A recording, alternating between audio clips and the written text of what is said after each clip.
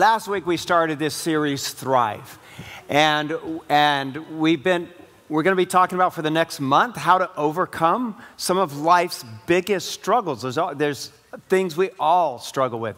Last week, Paul Gunther talked about the struggle to be authentic, the real you. What does the real you look like as you know Jesus Christ? Today, I want to talk about thriving in our finances, because if we're honest, every person of all time at some point, and maybe for you right now, we all at some point struggle with our finances. So how do we thrive? Well, Forbes magazine a while ago ran an article that was titled, "The Best Places to Get Rich," all right? And everybody, if you see that title, you're going to read it. And the title was about what city should you move to or live in if you want to become a millionaire, earn $1 million and become a millionaire. And so it was about what cities in America would be the best place to do that, best places to get rich. So I want you to turn to the person next to you and ask them if they can guess what is the best city, the best place to get rich. All right, you've got 15 seconds.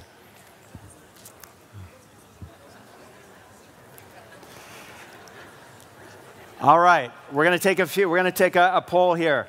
Anybody say New York City? New York City. All right, if you said New York, close.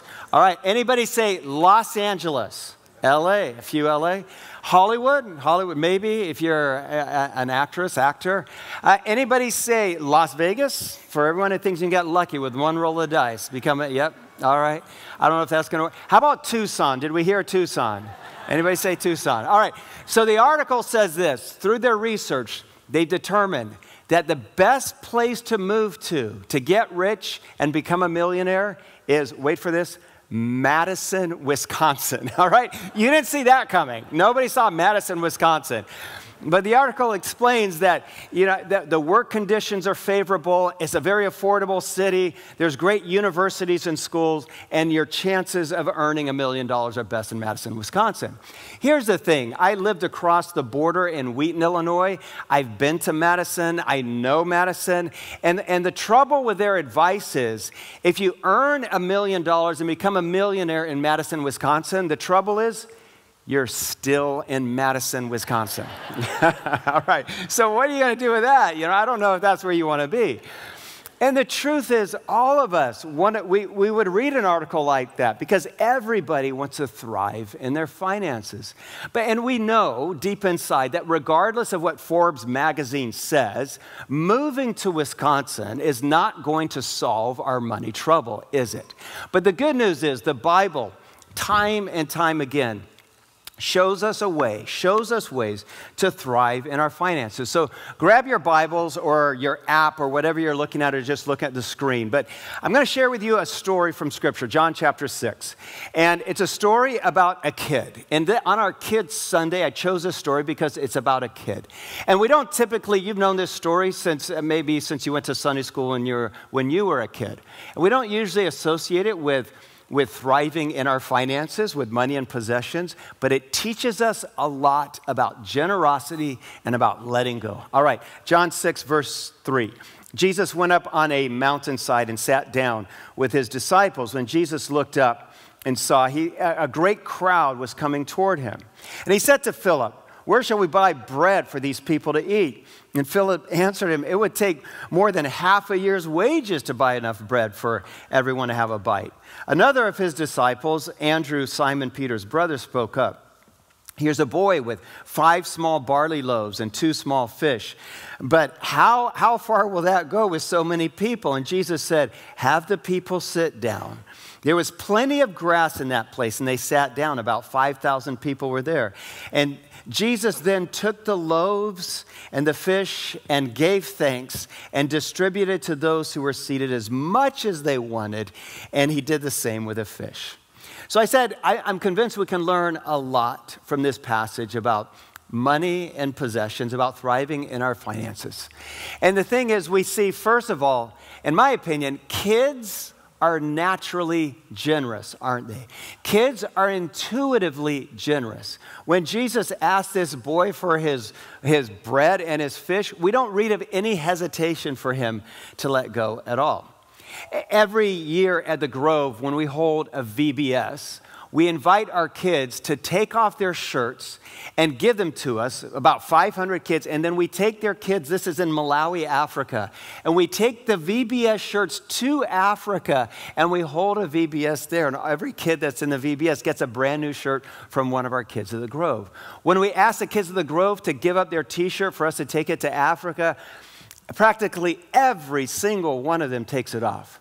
We ask our adults to donate their shirts, and none of them will donate their shirts.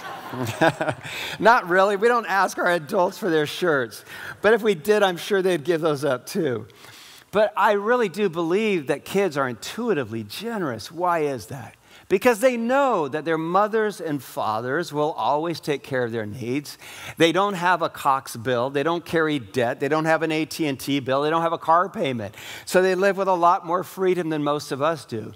Kids, we can learn a lot about generosity from our children.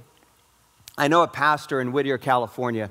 His name is Bill Ankerberg, and he had a daughter move to Malawi for a while. Her name is Becky, and so Becky's in Malawi on our college campus in East Africa, and on our campus, my twin brother has built a hospital. And in the hospital, they had a very small room dedicated to babies that were malnourished and in danger of dying. They called it their crisis nursery. In this small room, they had 10 cots for mothers. Most of them had AIDS, and their bodies were withering. They were fighting off AIDS.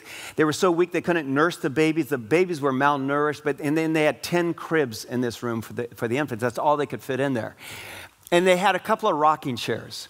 So every day, Becky says that she was in Malawi, she would go to the crisis nursery, pick up one of these infants whose mother was too weak to hold the baby, and rock them in a rocking chair for hours. And she would, when she tells the story, sometimes she would rock them and just cry because she wasn't sure if the baby was going to make it. Before she left Malawi, she talked to our doctor there, Dr. Mark Boersma, a good friend of mine, and she said, Mark, the college needs to build a pediatric ward. And Mark said, Becky, we don't have anywhere near enough money to build a pediatric ward. She said, you really need one. So she goes back to Whittier, California, and the first thing she tells her father, the pastor of Whittier area community church, she says, Dad, our church needs to build this pediatric ward.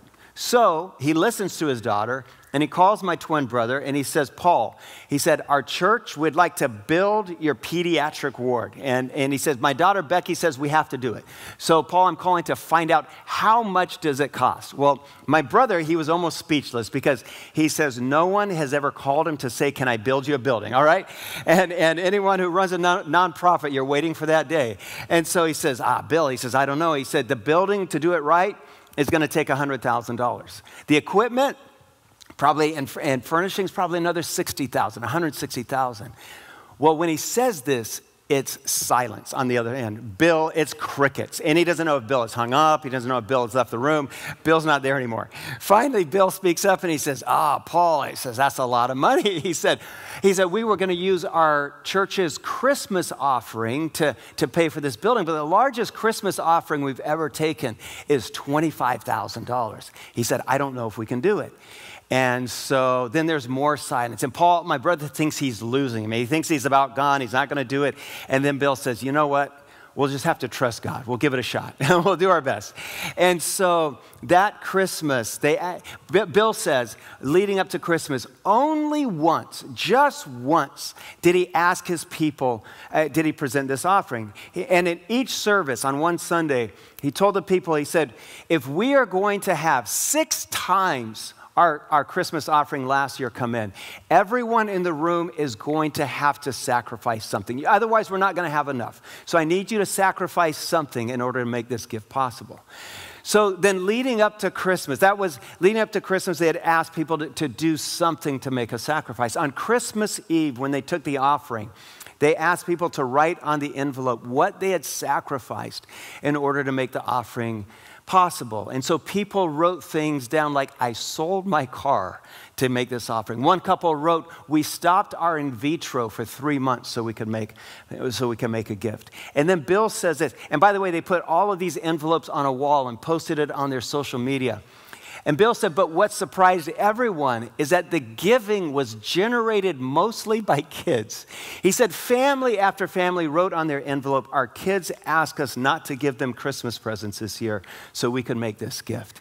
Bill said he was even driving home one day from his office, and he saw some kids with a lemonade stand, and he said, I thought I'd stop and encourage them, so I stopped to buy a cup of lemonade, and I asked him, I said, what is your cause? You know, every lemonade stand has a cause, and they said, oh, we're building a hospital for babies in Africa. He didn't know they were from his own church, and they're doing it.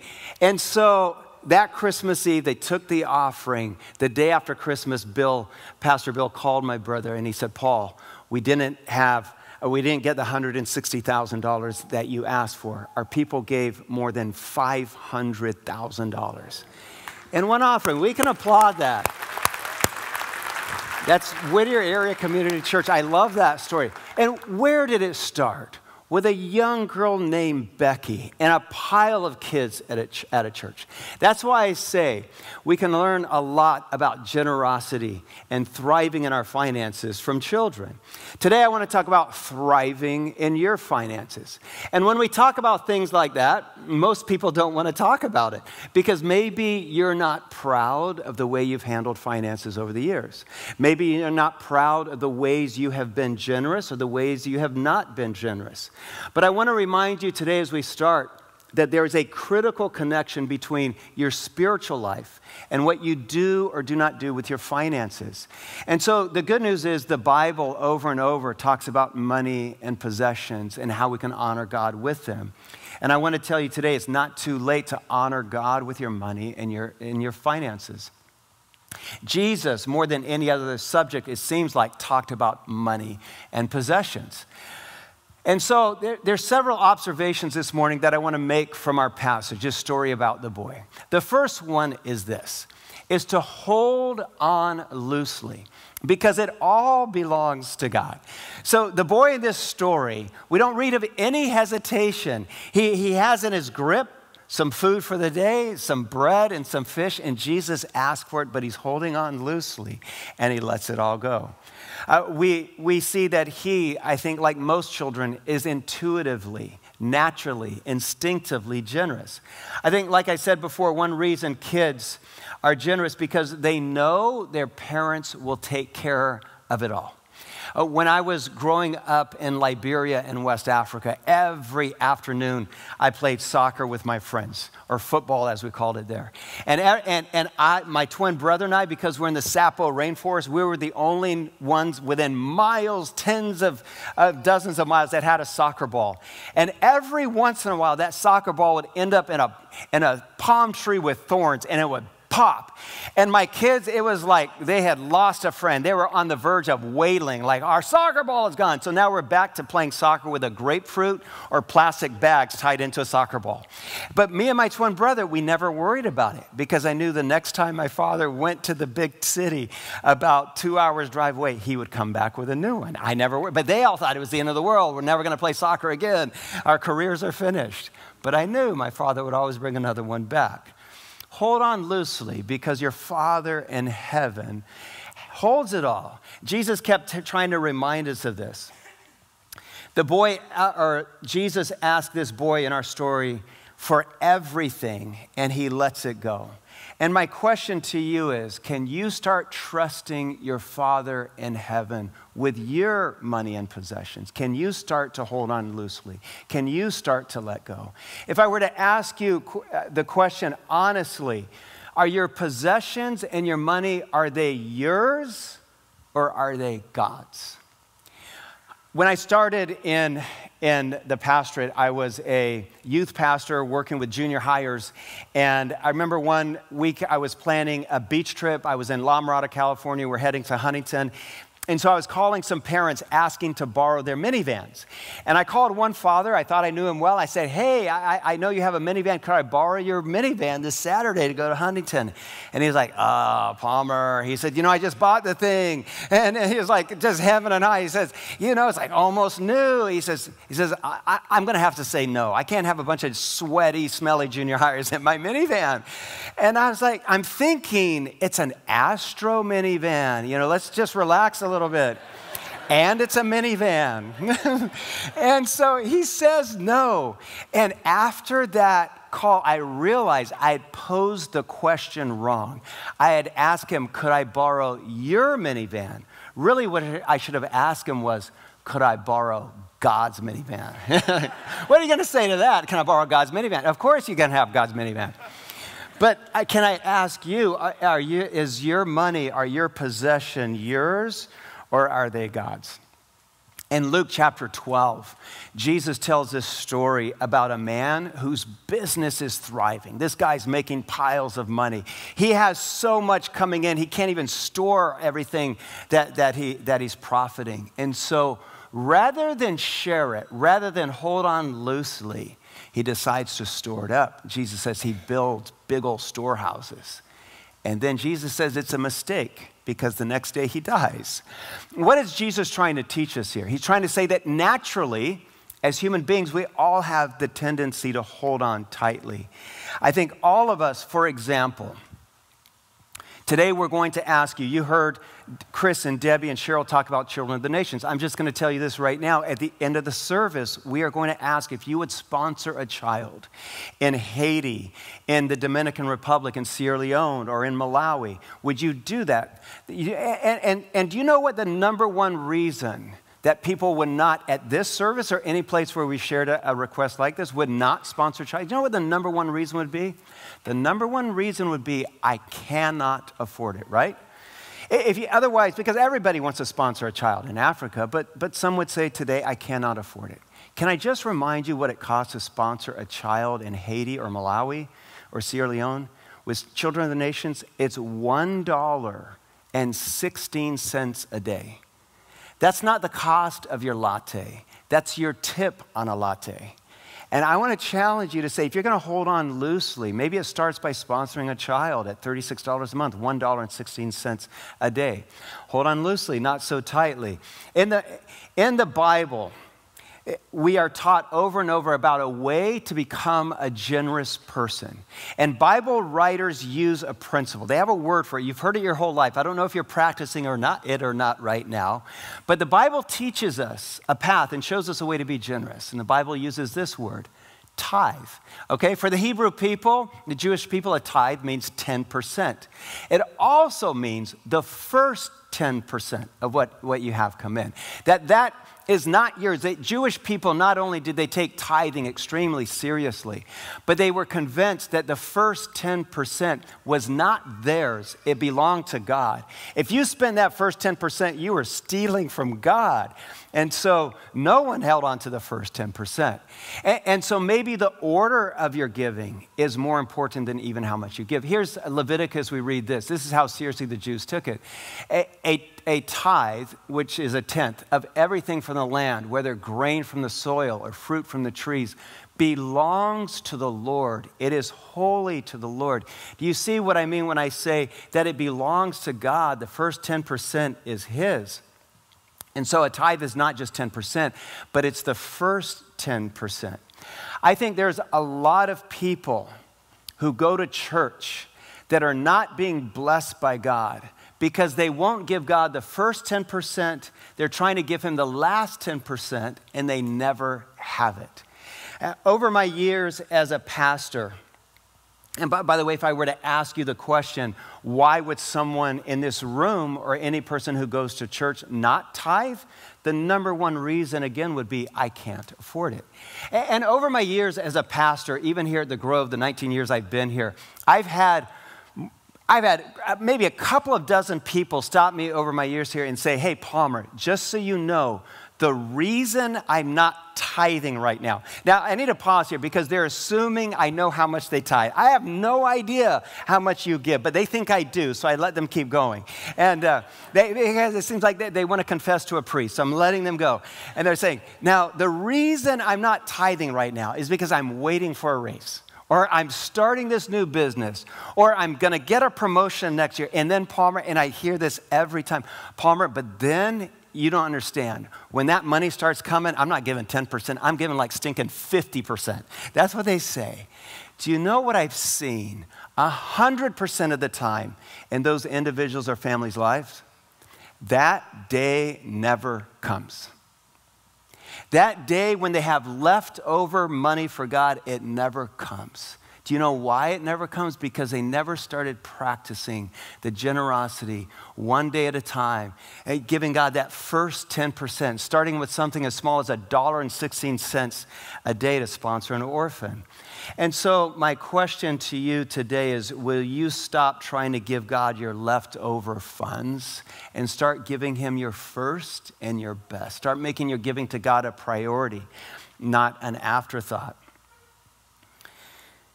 I think maybe there's some of you here today who are struggling in your finances in your family, or you're struggling with your finances with the business that you own, and maybe it's because you have not started this simple Old Testament, New Testament practice of giving to God first.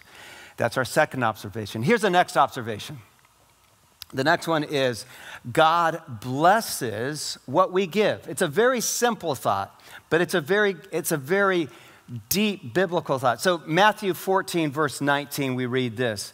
Jesus took the 5 loaves and 2 fish, and he looked up toward heaven, and he blessed them. I want to introduce you to this idea that God blesses when we give. Maybe you've never seen that happen. I'm not saying that you should give so that in some kind of selfish way, God might bless you back and give back more than you gave. No, that's not the point. But there's this natural principle of heaven that when you give generously, God pours down blessing back on you. I have some scripture here that I want to read to you in Proverbs 19:17. We read, if you help the poor, you are lending to the Lord, and he will repay you. He'll give you right back. Malachi 3:10, test me in this, test me in giving, and see if I don't throw open the floodgates of heaven and pour out so much blessing on you, you don't have enough room for it. And this is Jesus, Acts 20. It is more blessed to give than to receive. Receiving is not a bad thing. But Jesus is just saying that giving is the best thing. To be able to give is the most blessed position in life. If you've ever given generously, it's one of your best memories in life. The most fortunate position, the most fortunate people are the ones who are able to give, not just receive. All right, a next observation. When you let go, God multiplies, all right? When you let go. So here's our boy in the story. He's let go of 5 loaves of bread and 2 pieces of fish. And we read this. Jesus then took the loaves, gave thanks, and distributed to those who were seated as much as they wanted. He did the same with the fish. When they all had enough to eat, he said to his disciples, gather the pieces that are left over, let nothing be wasted. So they gathered them and filled 12 baskets. There's a principle here. Do you see it? That when we give, God multiplies. When we give, God multiplies to where there's more than enough. This is the law of the kingdom. You know, this boy could have said, hey, I see 5,000 people seated here. Why should I give you my measly 5 loaves and 2 fish? I think I'm going to hold on to them because there's no way that's going to be enough. But the law of the kingdom of heaven is that God multiplies. When you let go, God multiplies. Like I said, we're going to ask you at the end of today to sponsor a child. And you may look at that and you may think, well, $1.16, how in the world is that going to help 1 million orphans of AIDS in Africa? Can I just share with you, the law of the kingdom is when you let go, God multiplies. To finish the story with Becky and her father, Pastor Bill Ankerberg in Whittier, California. So $500,000 was given at their Christmas offering. And so Pastor Bill called my brother and he said, okay, Paul, here's what we'll do. We'll give you half of it, $250,000 now, and which is more than to build. It's the nicest pediatric infant crisis center in the country of Malawi. And so they sent him $250,000. He said, but Paul, we're going to keep the other $250,000 so that whenever your hospital has a need, we're going to invest it and let it multiply. And then when you have a need over the coming years, we will meet it. And so for more than 10 years, every time Paul needs to expand the work or needs a new x-ray machine, he calls this church, Whittier Area Community Church, and he says, hey, can I draw on that 250? And they give him what they have. He said just 2 months ago that all of the hospitals in Lilongwe, Malawi, the capital city, ran out of oxygen during COVID. And so he called the church and he said, we need an oxygen generating machine. It was $45,000. 10 years after this offering, they gave him $45,000 from that one girl's generosity that spread through an entire church. It's the law of the kingdom, isn't it? When you let go, when you give, God multiplies. All right, one last observation, and it's this: invest in heaven. So we have on the screen here, to go back to our text, that Jesus says, I need the verse. It's coming. All right, no. All right, Matthew 14:19. Jesus took the 5 loaves and 2 fish, and he looked up toward heaven. All right? And I just want to pause, and that's why I have on the screen, invest in heaven. In Matthew 6:19, Jesus said, do not store up for yourselves treasure on earth, but store up for yourself treasure in heaven. For where your treasure is, there your heart will be also. Jesus makes a very profound insight here. I think one of his most brilliant thoughts is that our hearts follow our treasure. And so he says, invest in heaven. You know, we think that our treasure will follow our hearts, that if our heart is somewhere, our money will follow it. No, our money has a way of sucking our hearts toward it. And so we invest in possessions and our hearts go with those things that we own. Instead, Jesus says, store up for yourself treasure in heaven. So start investing in eternal things. Start investing in the lives of people. So I want to close today by asking you, will you start asking God to show you ways that you can be a blessing to someone else? Have you ever woken up in the morning and said, God, show me a way that I can be generous today? Can you start investing in heaven? Can you look for God's work and then start putting your energy and your time and your resources and your business behind that? In James chapter 1:27, Jesus' brother says, true religion, genuine spirituality is to care for orphans and widows.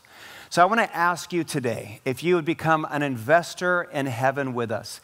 And I want to ask you if you would sponsor a child in Haiti or Dominican Republic or Sierra Leone or in Malawi. I have a child here. His name is James. He's from Magwai Village. I've been to Magwai Village dozens of times. Would someone here sponsor James? Paul, tell our people at the Grove how they can do that today. So we'd love if you could. We told COTN we can make a promise that we'll try and do sponsor 100 kids. And as the Grove normally goes, we've already sponsored 176 kids. So pretty amazing. Yeah. I think we have about 10 left over here. But that doesn't mean you still can't sponsor a kid. If you could take one of these out that are hanging on the front of the stage or they're in your seat on the back, you'll see a QR code. Put your phone, put the camera on that, they'll bring you to a website, and then you can choose if you want to sponsor a boy or a girl. I was talking to Gret, who runs Donor C. He's over here. I asked him, I said, how does the Grove do compared to other churches in sponsoring kids? He goes, the Grove is insane. He goes, I've never seen anything like it. That's amazing. So thank you guys so much, but let's break a record. Let's keep going and sponsor even more.